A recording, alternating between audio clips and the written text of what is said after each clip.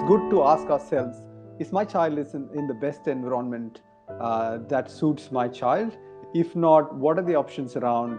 How do I make that transition? So I think it's a good time of the year and time to just reflect on it. Sometimes we're doing the right thing. There's no need to reinvent the wheel. Sometimes there is a better choice.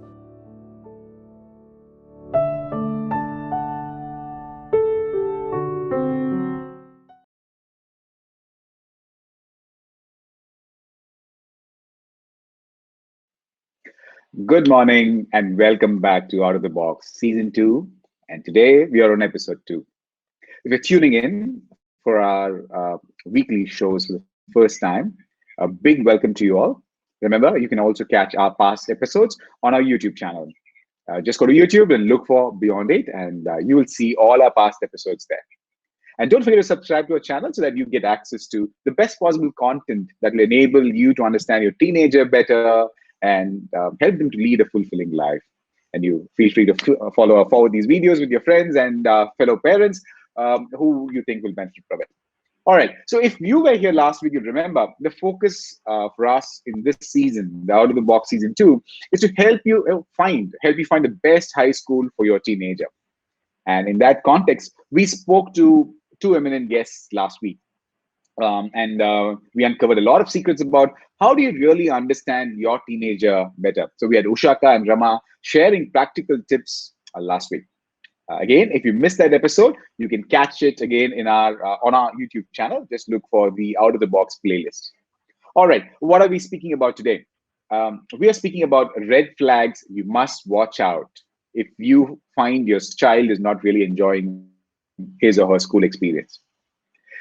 Faking a stomach ache, or trying to pretend that you're sleeping, or making that puppy face and going and asking your mother, can I skip school today? We've all done that, right? We've been there, we've done that. And especially my daughter sometimes pretends to be oversleeping, and she tells me that's the latest trend. But beyond all that drama, many students are probably not really hating school. They don't really dislike learning, but they dislike how they're made to feel in schools, or how they're made to feel every day when they go to school. So what are these symptoms, if when left unnoticed, can be detrimental to their future? Speaking about these signs today, we have two lovely guests, and we also have Raji Naveen, your host for the day. Raji is the co-founder of Beyond 8, and she will be our host for the day. Without much delay, let me now invite Raji to come and take over the show. Hi, Raji. Thank you so much, Vimal. Thank you for that introduction and setting the context for today. Good morning, dearest viewers, and thank you for stepping out of the box with Beyond 8 on this beautiful Saturday morning. At the Cambridge conference that I attended with a few fellow thought leaders in Bali last December, a set of school students were invited to share the topmost concern in their minds. Actually, their answers put things into perspective. Until then, you had all these facilitators and school leaders. They were all asking questions about curriculum, exams, subjects. But when the learners shared their perspective, I was truly tongue-tied. And why? Because they talked about stressing over their own mental well-being. They talked about the pressure to perform in academics. They talked about the pressure of being present on social media, and also the pressure of acceptance and rejection by parents, teachers, peers, siblings, what have you, right? And to top it off, they talked about physical, mental, cyberbullying, a common occurrence in most learning spaces today. So how do we support our children through these adolescent years? Well, most of you with an adolescent at home will know better about these turbulent years, and hence you will also be looking for answers to a number of questions. A few of those are here in this infographic. Basically, some of you are thinking about why is your child unhappy? You're thinking about how your child is not being challenged. You're thinking about is your child even feeling safe and included? And has your child lost learning, interest for learning as a whole? And some other times there are also thoughts in your mind about, is your child gifted, or is your child having any disabilities? Well, puzzling, right? We feel that there are just too many things in our minds. Don't worry, we have just what the doctor ordered here. And welcoming Dr. Kannan, a child and adolescent psychiatrist, to join us on this show today. Dr. Kannan has a world of experience. He has over 15 years of experience in the field, both in India and Australia. He is interested in development in areas of prevention of mental disorders, and he was also a part of the World Psychiatry Association working group for developing manuals for school-based mental health in developing countries. More than anything, Dr. Kannan has been also a visitor at Head Start, where he spoke to over 400 parents about the importance of well-being. And I am sure viewers today just listening to Kannan will put a smile on your face, because that's the effect he has. Thank you so much for coming in, Dr. Kannan. Thank you, Raji, for the kind introduction and offering me this opportunity to engage with the viewers here. Thank you again. So NCERT survey, right? It finds that only 20% of school students are happy. And India seems to be ranking at 118 out of the 158 countries in the UN's World Happiness Index by PISA. In your experience, Dr. Kannan, how significant are school environments to our children's mental health? I mean, you ask a very important question at this hour. I mean, COVID has definitely brought mental health into the forefront of our thinking. And there's also an increase in prevalence. You know, if you look at, the research studies that are coming out of India, it varies from about 6.6 to 20%. So at least around 10% of our kids are having significant mental disorders. What the NCERT survey is saying is about the happiness. What I'm talking about is more severe, and so it's definitely there. So it begs the question, how do the school environments contribute or protect against this? When you look at the physical health disorders, the immediate physical infrastructure, the temperature, the availability of food source, sleep, and restfulness make an impact. But when you look at mental health, the window of the mind is opening into the society. So it's filled by the content and influences by the society, and which brings the pressures of protection for that young person's mind. And so the young person's developing mind is immersed partly at home and the rest at school. So these together form, the foundation of their development. And so I think the school environment plays a crucial role. Firstly, positive, and perhaps other ways as well. When I look at the positive side, for a developing young mind, the two major components that are necessary to develop a healthy mental health is one is a sense of competence. I'm good at study, I'm good at playing, I'm good at acting, singing, dancing. So skill building definitely helps develop a good sense of self-esteem. So schools can definitely, by broadening array of what they offer, can definitely help that. The second thing is a sense of belonging. If they can not only at home, if they can go to school and feel a part of a group, feel accepted and engaged, that can give them a sense of belonging. These two together can be very strong foundation for a very positive mental health and well-being. That's very clear.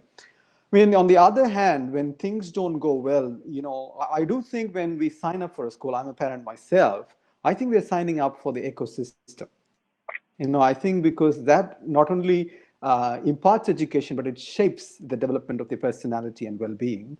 When it doesn't, when the curators don't get the ecosystem going in a way which is appropriate, you hear that some schools, when I was working in India, they would have more students coming for exam stress. In some other schools, there's school refusal. In other places, there's more anxiety.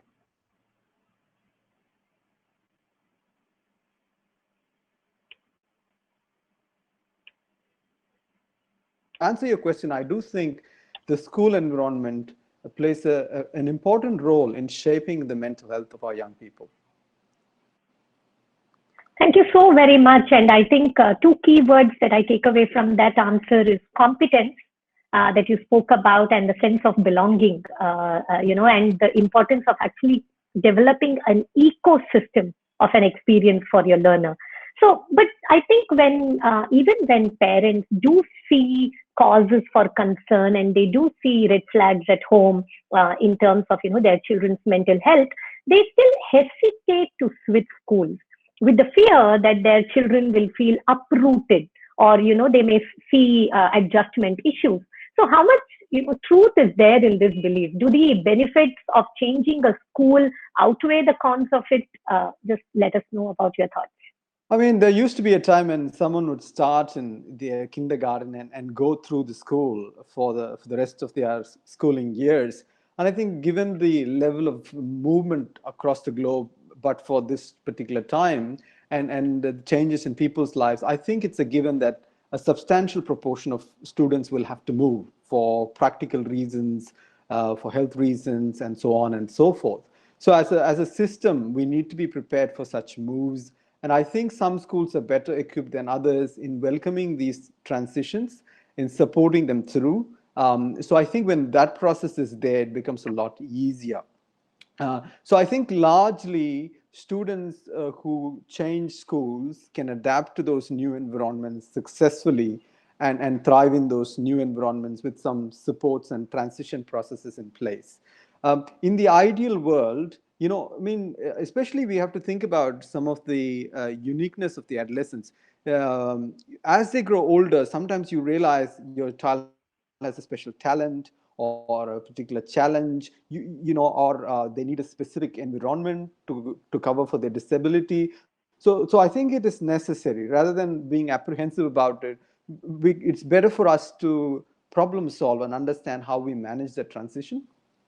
In the ideal world, I think if you can identify and transition around 12 years of age, early adolescence rather than mid or late adolescence, it's a little bit easier, I think.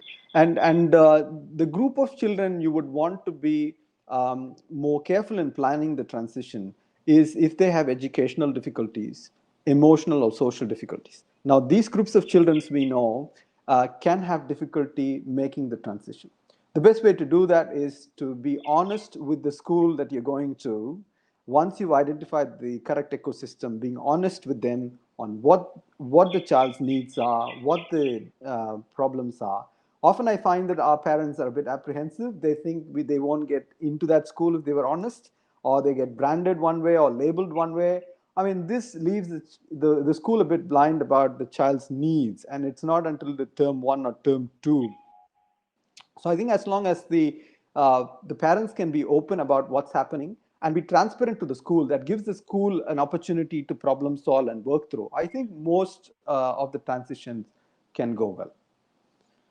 Beautiful. I think such an important point, right? While we also expect transparency and openness from schools, and we ask them to sort of, create a lovely ecosystem for our children, it's ever so important that we are open and transparent as well. And like you rightly said, I think in a pre-teen, pre-adolescent year, that switch, it already comes in with a lot of emotional background, emotional challenges, because they've started forming friendships and their identity. And at that time, we are switching because we have a problem, but then we are also concerned about switching because we don't want new problems to come up because of that switch. And I guess, like you rightly said, being transparent, being open, talking to our children, and ensuring that we find the best fit is the way to go.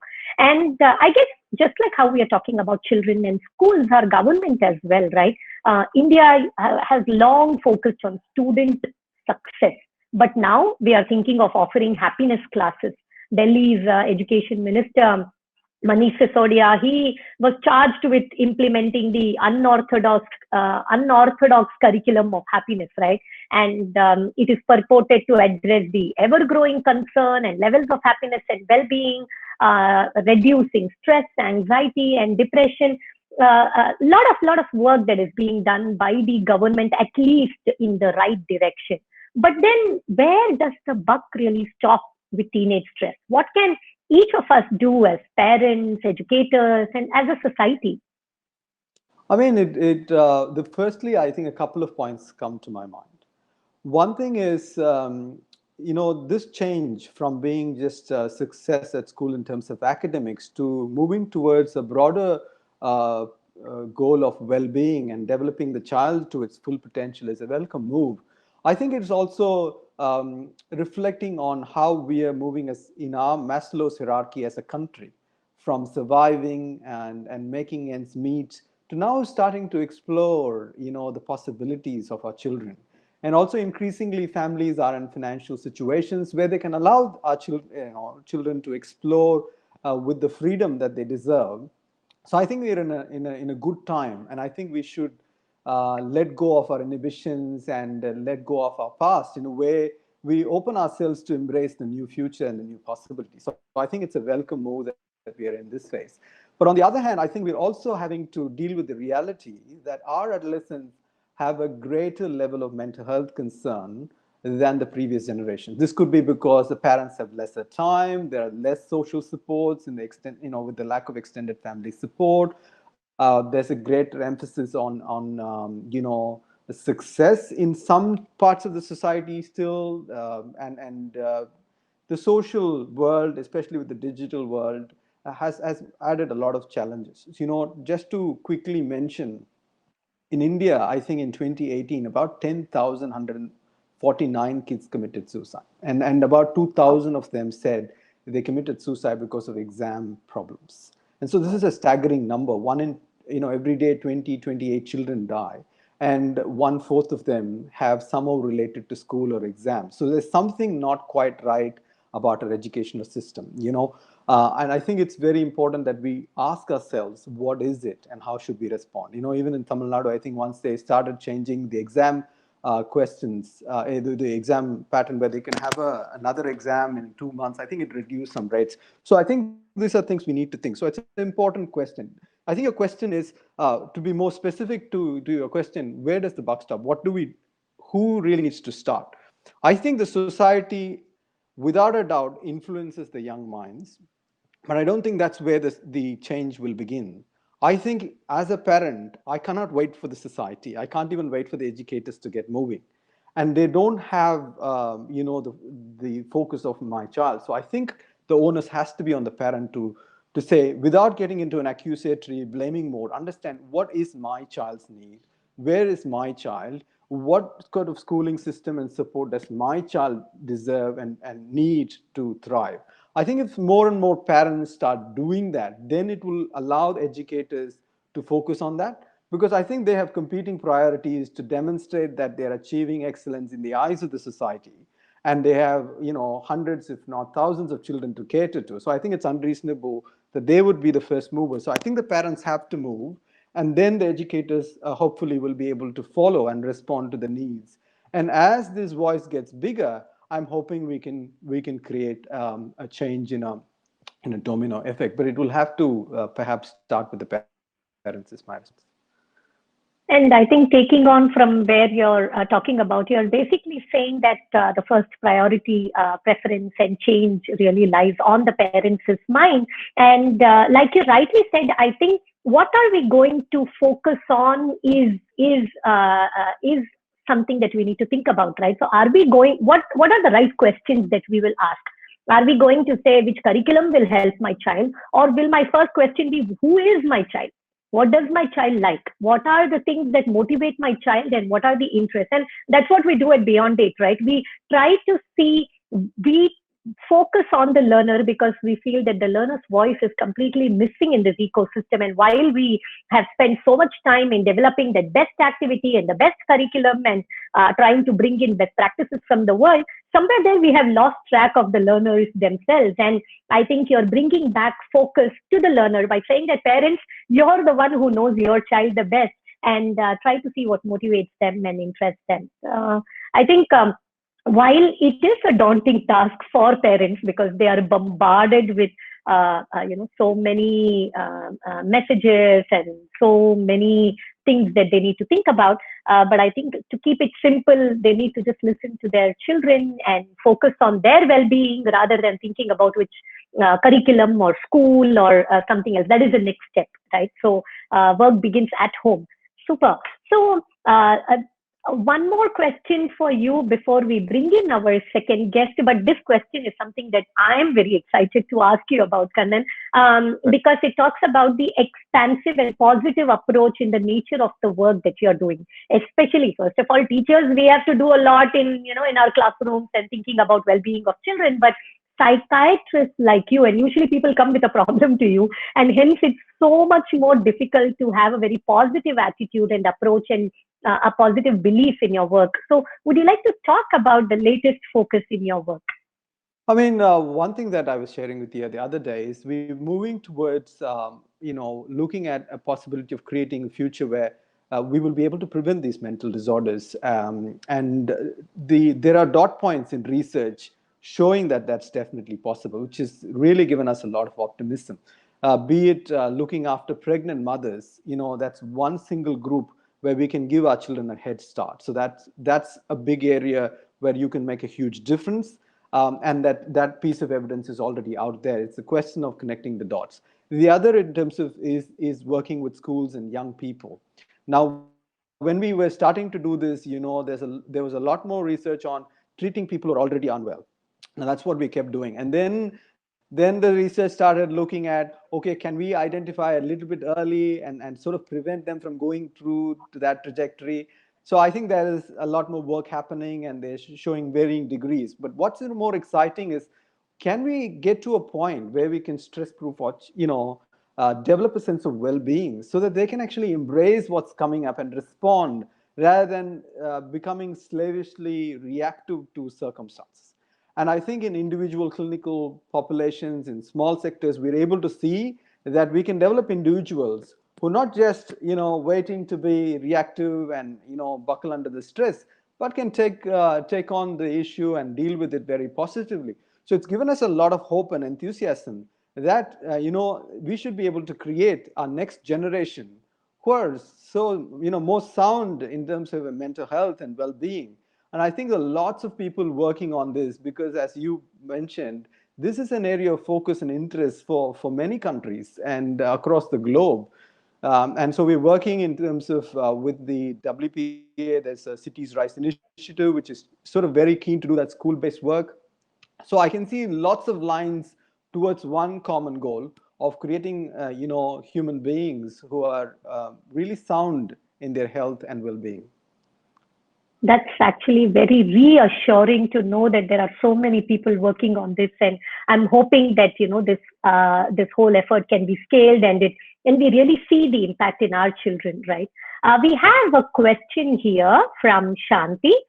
She's asking what practices parents can do to help adolescents to focus on mental well-being.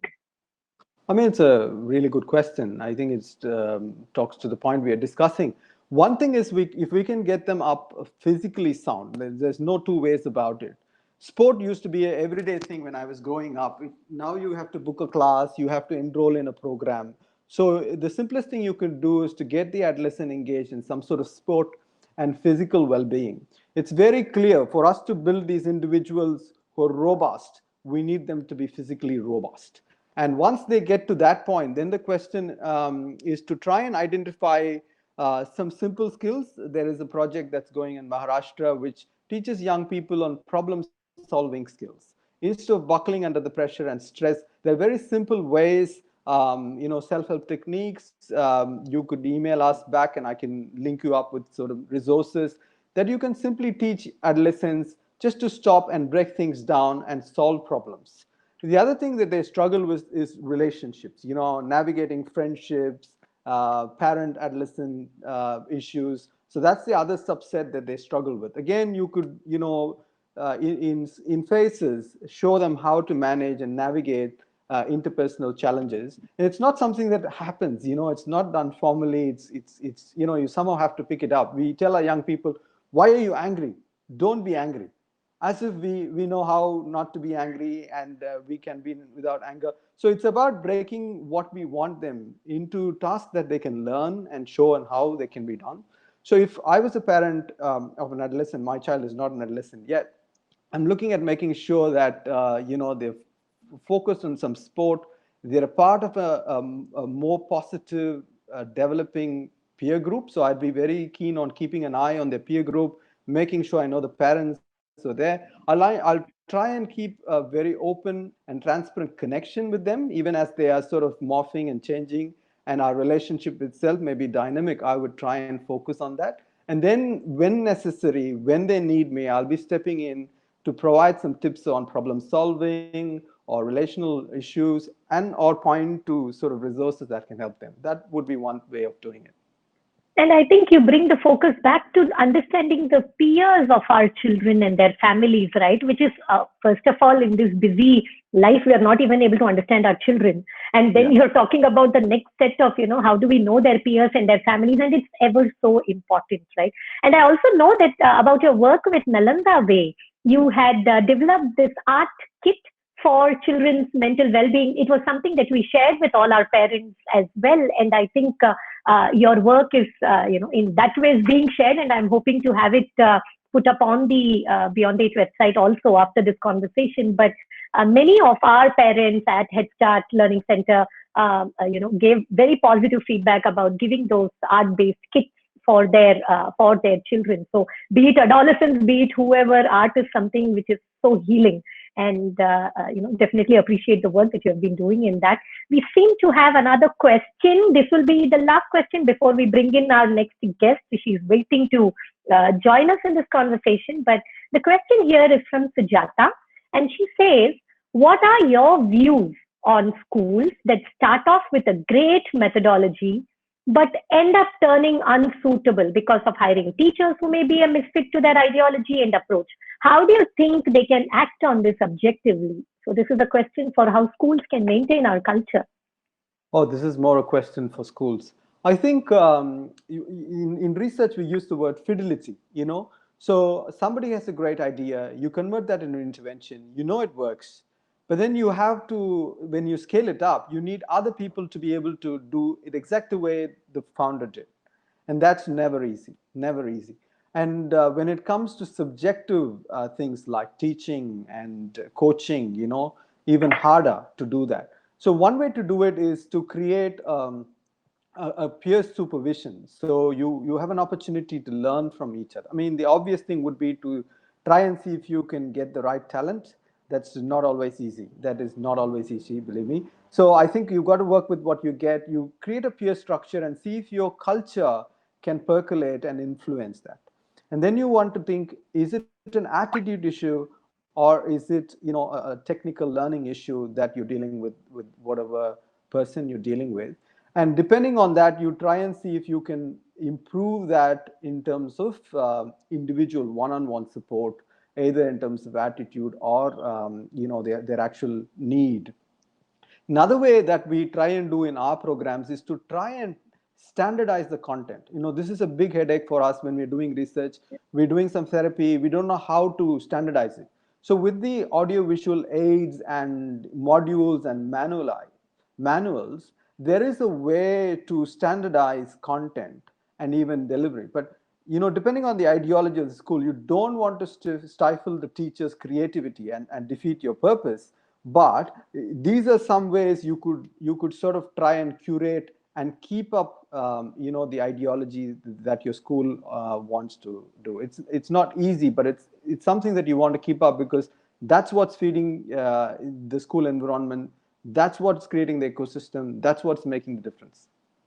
Yeah, and you're right. It's not easy, right? But I think, Sujata, you have been quite proactive in asking this question, because 2 episodes down the line, our fourth theme of Out of the Box, fourth Saturday, is going to be on organization culture. So while we started off with the learner and understanding them, and today we are talking to Kannan about the mental health and the importance of the ecosystem, we are going to be focusing on organization culture as well. And I hope that you will be able to glean more understanding from that session too. So without further ado, let us bring in Ayushi Srinivasan, a dear student and alumnus of Head Start Learning Center, Chennai. She is going to be sharing her personal experience when she changed schools. So we were listening to Dr. Kannan about all of these things of what children go through, and here is a living example of a person who has done that. Ayushi, she calls herself as a mental health professional. 6 years after graduating from HLC, Ayushi has gone to secure a Bachelor of Arts degree from Christ University in Bangalore and a Master of Sciences degree from the University of Edinburgh in Scotland in Psychology of Mental Health. She also holds an MBPSS, being an active graduate member of the British Psychological Society. She's been working as a mental health practitioner, planning, interacting with, and proposing early intervention techniques for children with neurodevelopmental delays. So, Ayushi, it's wonderful to have you here along with Dr. Kannan in this beautiful session of Out of the Box. And it is a coincidence, okay, Ayushi, it was not planned to have a person working on mental health talking about her journey while switching schools. It just so happens that that we have you here. Super. Go ahead, Ayushi. While also being an alumni. And thank you. Yeah. Thank you so much, Raji Aunty. Actually, this was an out-of-the-box approach for me as well. I'm a very shy person to actually, be on screen and talk and, maybe just give my opinions on something. So thank you very much for reaching out for that. Thank Beyond 8 as well.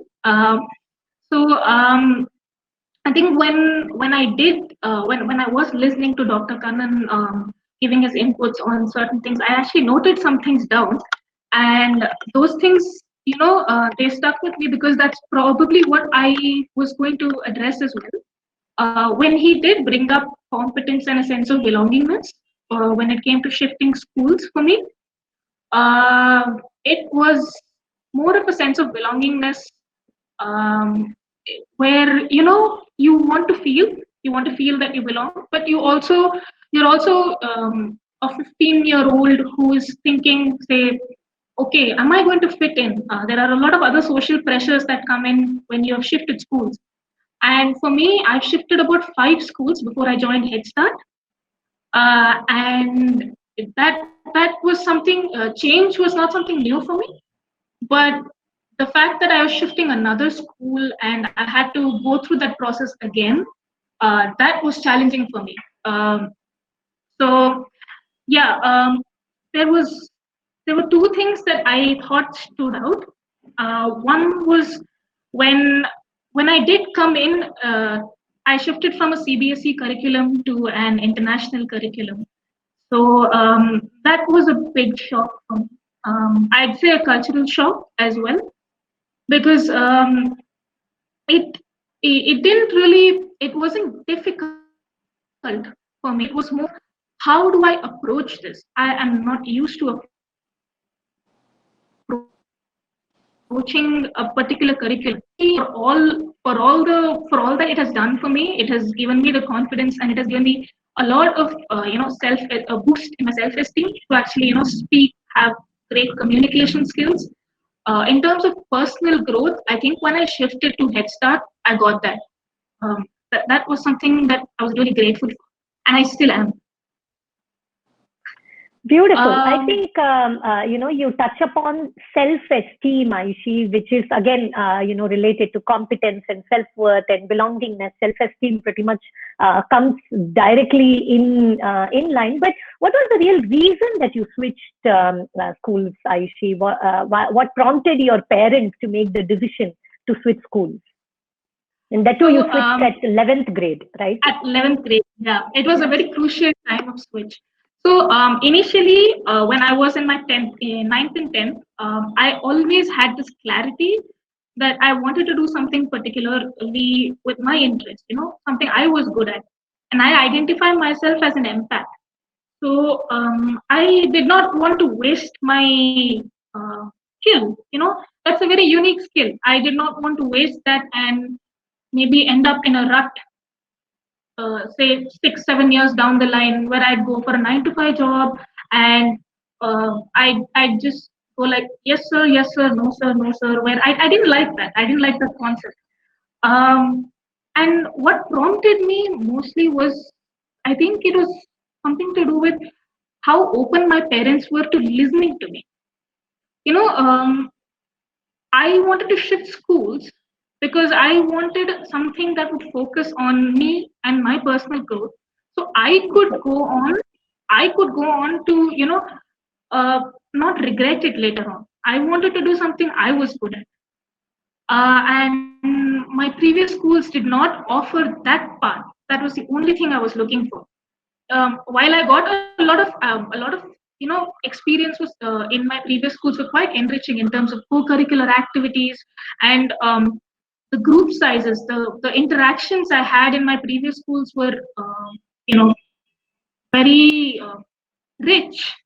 But I was looking for personal growth as well, and I was also looking for a kind of way to channel what I could bring out in the future. And this is where my parents came in. My parents, I'd actually like to thank both of them. Uh, I don't think that I would have been able to, you know, come out and tell them that, look, this is a problem for me. But they were very open. I had a problem in mathematics, physics, and chemistry. And The three big subjects. Yeah.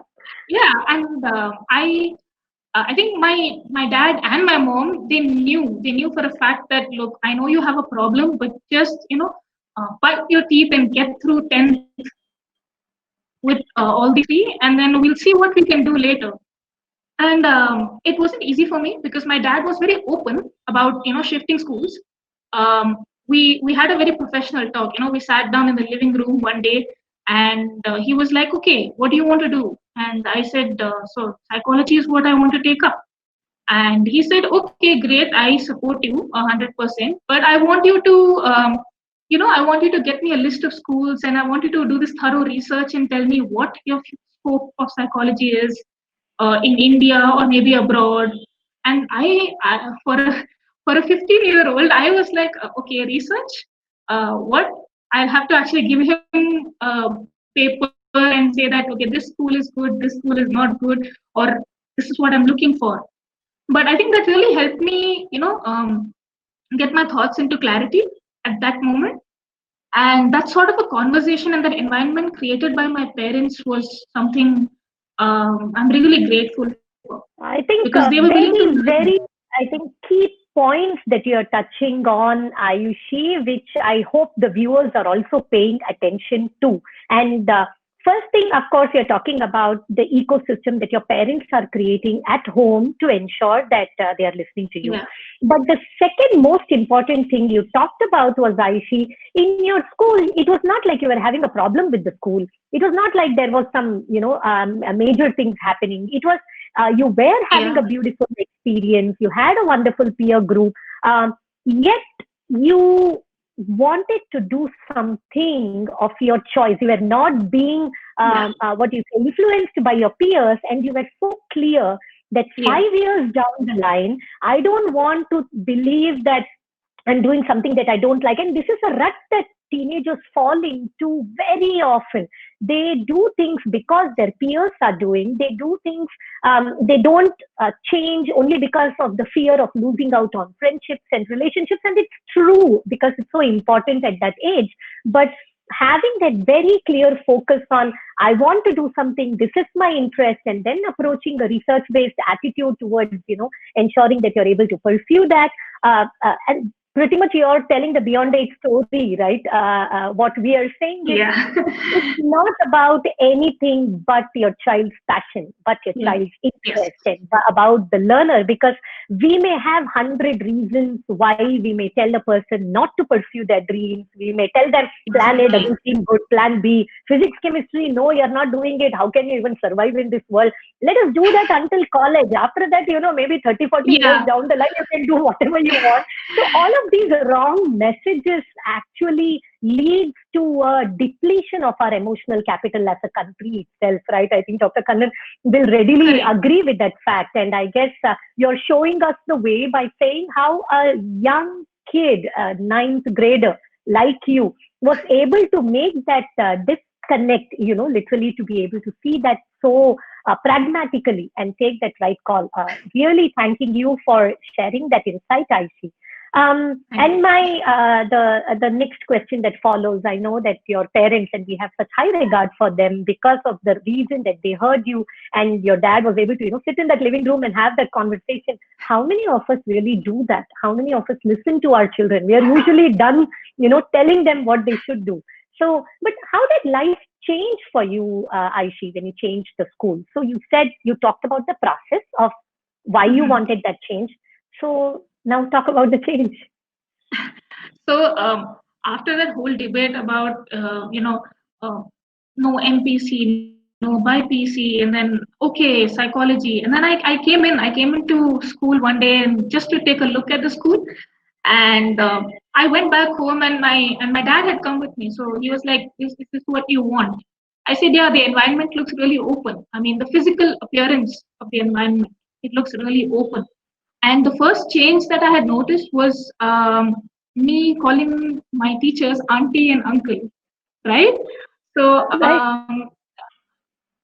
I mean, see, as a person, I was like, okay, the ma'am and the sir is respectful, understandably, but there was a level of comfort and a rapport was built when we just had to call you auntie and uncle. The respect remains the same, but then it's just the comfort level that was created. That sort of an environment is a really it's very nurturing because it makes you feel comfortable and it makes you feel like, okay, I can do this.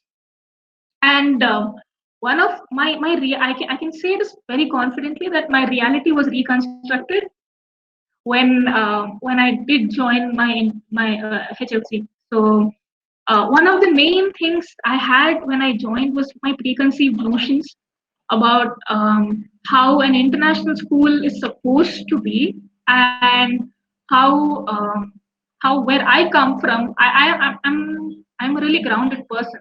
So where I come from, my preconceived notions were like, oh, international school is supposed to be like, oh, it's high, there's really kids who show off, and well, I was 16, so 15, 16, so yeah.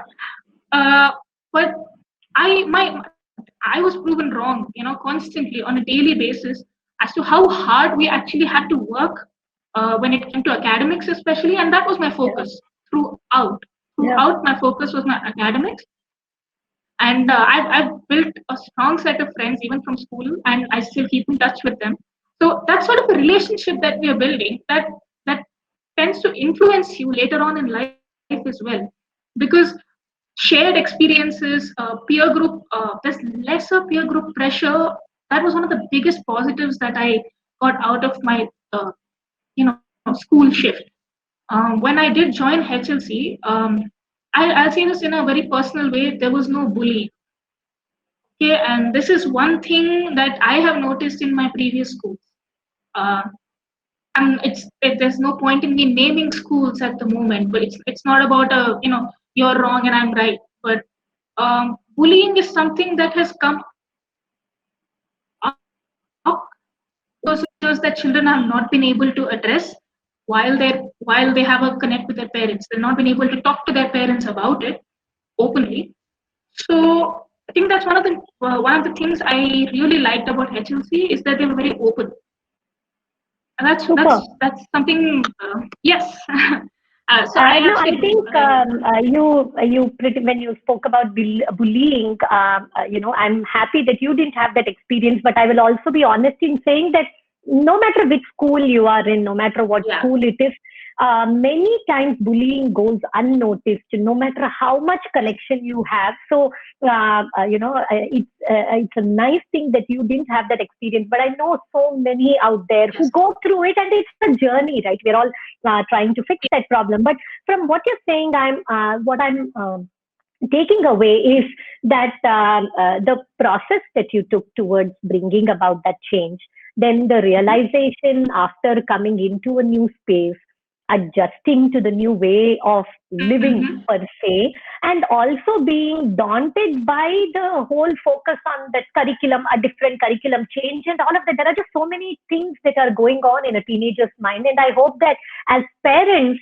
we may be thinking, what do you have to do? You're getting food morning, afternoon, evening, everything. You have a roof above your head. There are so many people going hungry in Sudan, and what do you have to complain? But I guess we can't. I keep saying this: we can't hold our children ransom to the privileges that they have, and we need to remember that they are children, and that they have feelings, they have emotions, and that they have dreams, and they are going to be adults very soon. Most of their lives, almost 60 years of their lives, they are going to be adults. It's that beautiful first 17 to 18 years that they will be, youngsters. And I think from what I hear from you, I guess our message to our viewers is listen to your children, keep that communication window open. And I think, Dr. Kannan, you hit on that word at the beginning itself. You said that the child's mind is a window to the community. And I think that window,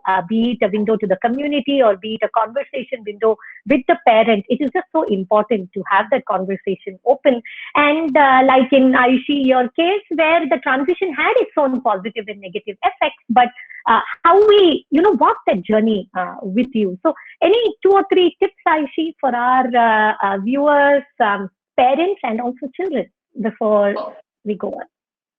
So maybe for parents, I'd just like to say one thing.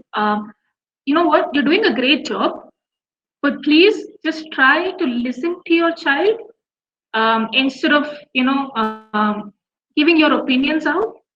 So sit down, have that talk with your child, listen to them. You can be opinionated, there is nothing wrong in that, but make sure that they are comfortable around you. And maybe this can go for children as well as anyone who's watching, mental health practitioners, just people who are interested in this topic. If you see red flags and if you are a bystander to that, I think it's time you start talking about it. Point out those red flags, even if it's a relative or even if it's a friend, and say that, look, maybe your kid is not comfortable in a certain environment. Go and have that talk to the kid. Because the kind of pressure that people go through is, especially the child goes through, the child is the only one who understands that pressure. And when we reach out, the child says, okay, at least someone's trying to listen. So that goes a long way. Thank you so much for those very, I think, very simple yet so powerful statement, Ayushi. And thank you so much for being here with us. It has just been an amazing experience. You said that you're shy and that you're feeling all of this, but you are just a natural. Thank you so very much for being here. Thank you. And Dr. Kannan, you have filled us with so much hope, is what I would like to say. You have filled us with so much hope by saying that there is so much work going on here. And I think the number of mental practitioners and also the number of, the number of work that is going on, initiatives that are going on I think, will help us achieve that mental well-being in the future. A word from you, Dr. Kannan, for our viewers, takeaway. I think, this is an important topic. It's good to ask ourselves, is my child in the best environment that suits my child? If not, what are the options around? How do I make that transition? So I think it's a good time of the year and time to just reflect on it. Sometimes we're doing the right thing. There's no need to reinvent the wheel. Sometimes there is a better choice. If so, for us to follow that and trust it, and do it methodical. And all the very best to all of you and the young people you look after. Thank you very much for the opportunity. Thank you so very much. Continue doing the wonderful work that you do, and continue making people feel better about themselves and their families. Thank you so much, Dr. Kannan. It was wonderful having you here. So we are going to leave our viewers with a small visual. These are sort of a small set of takeaways, right? Can we have that visual, please? So what are the next steps, right? Just remember to sort of think about the points that Ayushi spoke about, Dr. Kannan spoke about. Listen to your child, see if there are any next steps that you need to take, see if there is a reason for which you need to think about a change of school. And if it is, then talk to the school first about your concerns. And I think Dr. Kannan spoke about transparency, which was so important, right? And remember that it will work both ways. As parents, we must be respectful of the teachers' time and also the school's rules. So many times when we panic at home, we immediately transfer that fear and panic as anger at the school, at the teachers. So how do we regulate our own emotions and stay calm and cool through this journey? First of all, believe that the school is trying to do the right thing. And if it is not, then at least let us have a sincere conversation about it. So I think we hope that our viewers will appreciate the fact of being able to listen to their children and staying calm and collected through this very tough age that our children are going through. And thank you so much to Dr. Kannan and Ayushi for having spent time with us on this wonderful Saturday morning. Mr. Vimal Abraham, will you please come in and give this a wonderful closure? Thank you so much, Raji. Thanks again, Dr. Kannan. No, Ayushi is not on the screen. Thank you so much, Ayushi. Like Dr. Kannan said, viewers, I think this is the right time of the year for you to ask this question. Are you really happy with the child's current schooling? And if not, what are the steps that you will take? Once again, thank you so much, Raji. Thank you, Kannan. Right? Okay, so for the audience, just a quick summary. This season is all about finding the right, or rather the perfect fit when it comes to high school for your children. All right. We dealt with two topics so far. The first one was, how do you really understand your child? That was a topic we spoke last week. And this week we spoke about the red flags you should look for before you decide you need to switch schools. The next week, the coming Saturday at 11 a.m., we're going to be talking about two critical aspects when it comes to choice of schools: teaching and curriculum. We will have another surprise guest waiting for you next week. So if you think that's a topic that you're interested in, go ahead, bookmark your calendar, and we'll hope to see you. If you missed the beginning of the show, don't worry. You can always rewind on our Facebook Live, or you can always visit our YouTube channel over the weekend and you'll get access to it. So that's about it. Thank you so much for being with us. Continue supporting us. Follow us on our social media channels. Follow us on Instagram, Facebook, and subscribe to our YouTube channel so that you are in touch with what we're doing and connected and stay connected with the audience. Thank you so much. Have a wonderful weekend and hope to see you next Saturday at 11 a.m.